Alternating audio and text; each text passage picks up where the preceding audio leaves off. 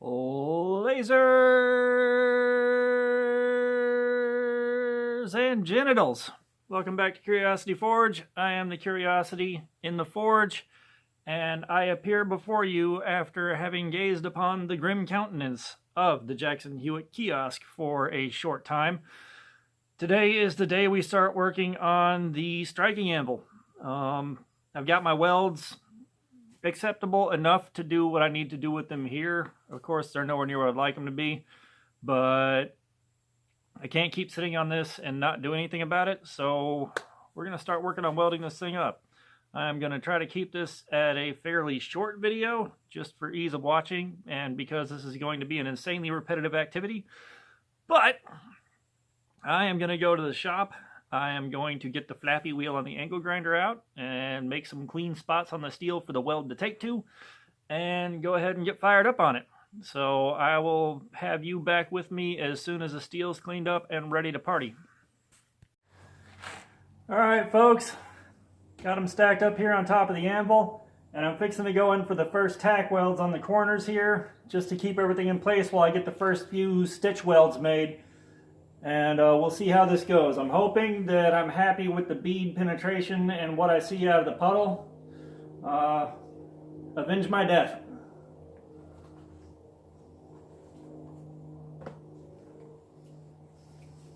Smooth.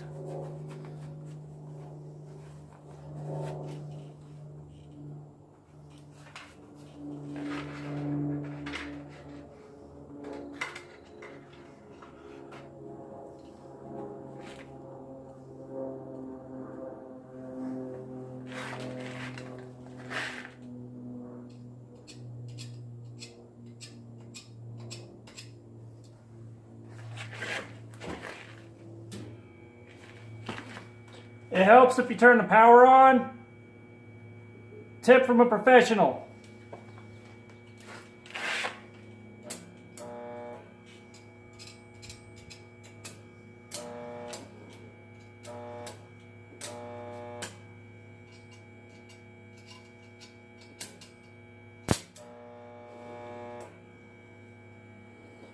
Arc, damn you!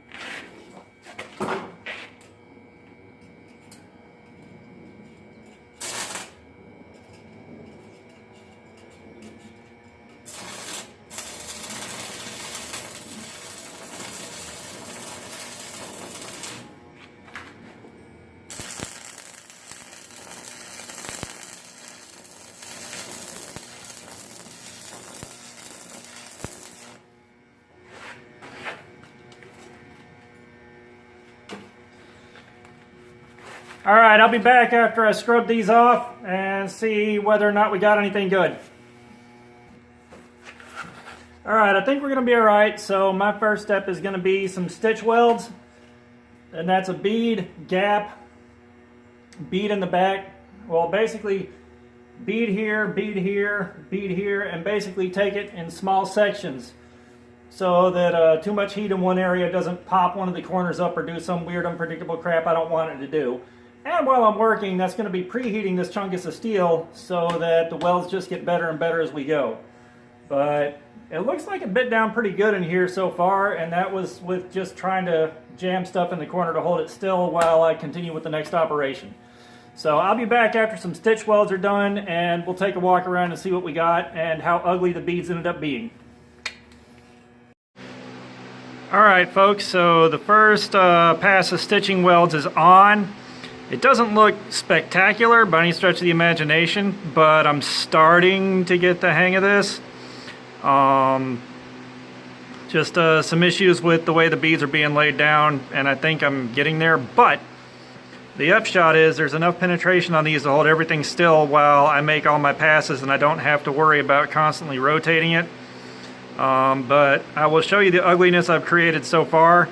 As I work around though, this should be smoothed out and I should have enough material on here to compensate for the ugliness of the welds. And then you know what they say, a grinder and paint makes me the welder I ain't. So let's take a look at this. And you can see here where I first started, some pores. And then this one came out a lot nicer. This is the last one I did, so I've just been working my way around this piece by piece. And then this one right here was the second one, which also gave me fits. So what I was doing was working in the traditional circle, trying to keep the puddle nice and even. And with this, I had to cover it twice, but on the last one I just went back and forth, kind of like a broken watch. So I'm going to keep working with that and go all the way around and go completely over these welds again, because these are just little placeholders to keep things still while I take care of the rest. So I'll be back after I get some more layers done. Alright folks, these beads aren't going down clean, but they are going down. I'm running into some headaches here where I'll get either a rod that won't strike without gluing itself down an impossible number of times, or I'm halfway through a bead and it just kind of gives out on me. So problems like that are just making suspect beads even worse. So I'm going to give this a minute and see what it does after the machine has a few minutes to cool off, because that was a lot of rods all the way around in short order. So I suspect maybe I'm outrunning the machine's duty cycle, and I'm just going to have to give it a minute to rest and catch up. I'm confident that these welds are going to hold, especially once I start whaling on this thing. They just ain't going to be pretty, and that's okay, I can live with that. Alright folks, it's been some hours. I have been fighting with this the whole time. This hasn't been as graceful as I'd hoped it would be. I've got one side welded up as far as I'm gonna get it. The welds aren't pretty, but one thing I do know is this thing has now fallen onto a concrete floor about 3 different times. I have also taken a hammer and wailed on it out of frustration, and the welds haven't moved. They seem to be at least solid enough. This has been a process of fighting with settings and fighting with the rods and fighting with the overwhelming lack of practice that I've got. But I'll show you the pile of mess that I've made that's going to get ground back far enough to look kind of clean. Maybe. Before it's put to work. But I just basically got to pad more beads out on the other 3 sides and put the legs on, and I'm going to call it done. I had hoped I would get something prettier, but I'll take what I can get right now, especially considering you work with what you got, and this is what I got. So I'm gonna flip the camera around and let you gaze upon the mediocrity. Okay, over here is where I ground a whole bunch of stuff back to see what was in there and whether or not I had good penetration, and it's bit in pretty deep. The rest of this, especially through here, was just trying to figure out how to get the machine to cooperate. One of everything went wrong, and this entire side has been just fighting with it. I know underneath this mess right here, it's stuck real good. It's just trying to get these beads to smooth out and cooperate and get the rods to cooperate that's been playing hell on me. So it may be tomorrow before I'm done with this video, because if you can tell, it's starting to get dark outside and I've been out here for quite a while. So there's that. Yeah, I'll be back. Alright folks, so yesterday was a day filled with both trials and tribulations, but it's tomorrow, today. And last night, before I shut everything down, I got to the point where I've got the first legs started getting welded on. And again, the beads aren't too pretty, but they seem like they're going to work. There's some good penetration all around, and with enough of them, quantity should help alleviate the problems caused by quality. I've learned a few things about what I'm dealing with here, but I was at this for roughly 4 hours yesterday. I'm going to be at it for a couple, 3 more hours today, and that's part of why I'm just checking in periodically instead of making you sit here and stare at constant bead being put down. Because we've all seen people weld before, and the question was, can I get this thing welded together with the tools I have available? Not, is it possible to weld together? Because obviously it is possible to weld together. So, I'm going to check back in a bit later when I've got some more stuff done. I'm going to finish with the legs, and then I'm going to stand it up and tack the pads on the bottom of the feet together. And once they're tacked, I'll figure out how to set it up to most efficiently get those welded on. I'm probably not going to go too overboard with the beads on that, because I'm probably going to want to cut those off and fill these legs with a sand or lead shot later, and I don't want to make it impossible to fix or make it impossible to cut those off. So that's, and really they shouldn't have to have too much going on there to keep them in place. So I'll be back later. All right, ladies and germs, it's finished. I got everything put together. This didn't go quite how I'd hoped, but I think it went well enough. It's together. I know the welds are at least strong enough for me to be confident trying it out. I'm still going to be nervous the first few times I use it, but what I'm going to do next is get the forge started, get a piece of steel hot, and we'll smash something on this just to see how it feels and how noisy it is. So I'll be back in a bit. Alright folks, this is going to be the first heat on the striking anvil. All I'm doing is I'm taking your friendly neighborhood Otis here. Wow, there we are, there's Otis. And smashing the hell out of some square stock just to see how this feels. Avenge my death!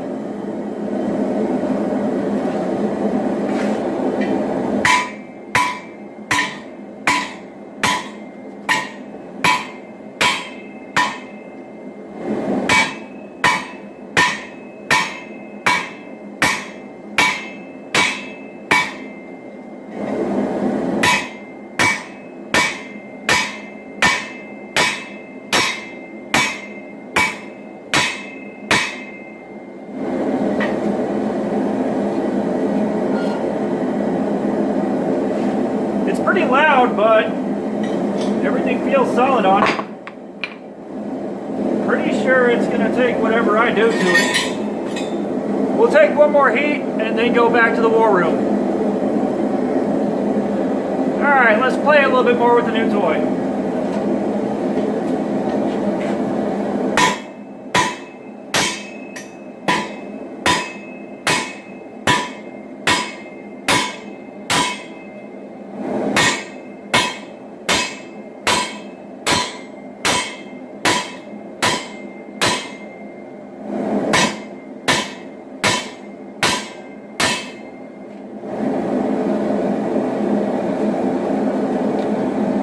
To the war room!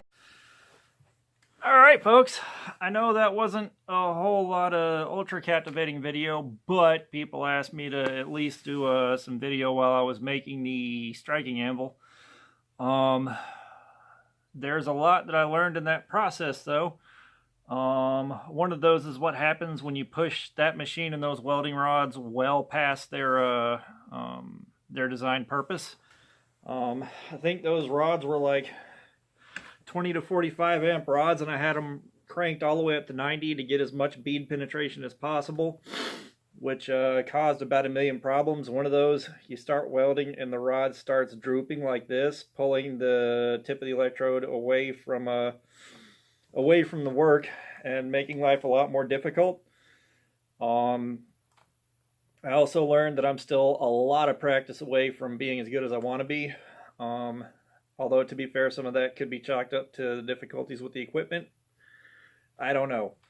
I think I used a grand total of about 2 pounds of welding rod. The 1/16 welding rod on that. And yeah, everything feels solid on it. It got dropped, I think, 3 different times, which means a fall from about 3 feet onto a concrete floor. All that weight, and the weld still took it. It got picked up and body slammed on the anvil a couple times because I was mad. The weld survived that. And everything's gonna hold up, I think. The beads are uglier than a $2 hooker. Once the first row got really porous and had slag inclusions that weren't coming back out, it affected everything else. So basically what I have is a spider web of deep penetration, stitched together all the way around the whole thing. And there are a lot of areas where there are deep continuous stuck beads. And the root pass, at the very least, I was able to get that, all that heat down into the corner and pushed as deep as possible. And I think I spent about 5.5 to 6 hours working on it. So I'm tired. I got up tired, but I needed to get that finished because I was so close when I shut down last night. But I got tired, lost the ability to focus, and knew that I was going to have at least another hour. I expected 2 hours. The only thing I have left is to abuse this thing and use it for its intended purpose, and see what happens. And if one of the welds gives out, it gives out. I'll just put more beads on it and stick it back together. And if I ever get the chance to bring it somewhere where someone's got like a full-on big boy welder, then I'll take it up there and probably grind some of the old bead out, put fresh new bead on there that does what it's supposed to. Maybe get a stronger weld up, but for right now I believe it's strong enough. So that's everything I've got for this video. If you made it this far, thanks for watching. And while you can, supplies are going to be limited. If you want stuff like that striking anvil, check out Uncle Buck's Forge on Etsy. I believe he said he's not going to be putting stuff up in the shop for too much longer here. But that striking anvil did come from Uncle Buck's Forge. And I'll be forever grateful for that because I was able to pay it cash in hand, got it out the door. I think that was all in about, let's see, 60, somewhere around 70 or 75 bucks all in, scattered over a year to get all the parts to put that together. So I mean, 70 bucks for a full-on striking anvil like that, you can't argue with the numbers. But with that, stay safe in your shops. Remember, you are the softest thing in there. You better act like it. And I will see you guys later. Take care.